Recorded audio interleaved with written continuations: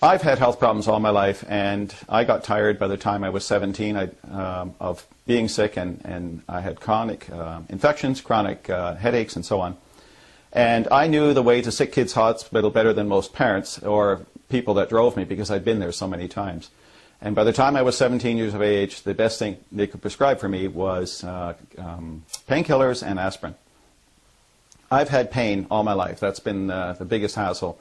In high school, I was fondly known as the Professor Doom and Gloom, because I was just always miserable because things hurt, and it's hard when everything hurts. Nature has several different ways of cleansing the body. One of them is to be walking barefoot across the ground.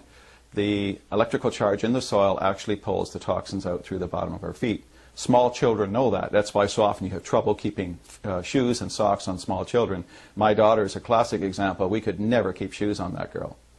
About 1984, I happened to read a book by Jackie Davison. The book is called Cancer Winner. It's in bad shape because it's been out of print for years. She talked about the fact that while she was getting herself rid of the cancer that was in her body, she talked about walking across the kitchen floor one day and finding black soot coming out on her feet. So again, that told me that there's something about the feet and toxins and feet in good health that needs to be looked at.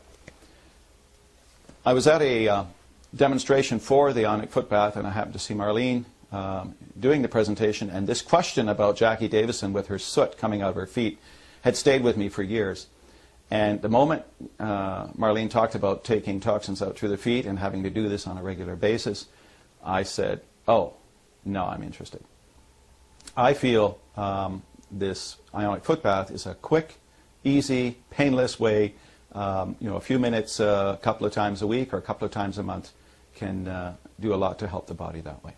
So personally for me, the ionic foot bath surprised me. It was something I hadn't expected. I was looking for detoxification. I knew that I had issues with bad breath and body odor, and thought, well, it doesn't hurt to see what would happen there. One of the things that had started to happen about 10 years ago is I started having chronic back problems, to the point that whenever I had to stand for more than 15 minutes, I would look for a place to sit down, or I actually carried a small blue chair with me.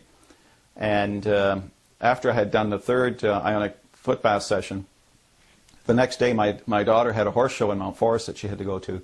So we ended up having to stand on concrete for about 2 hours while she was going through her horse show stuff. It was a 4-H project.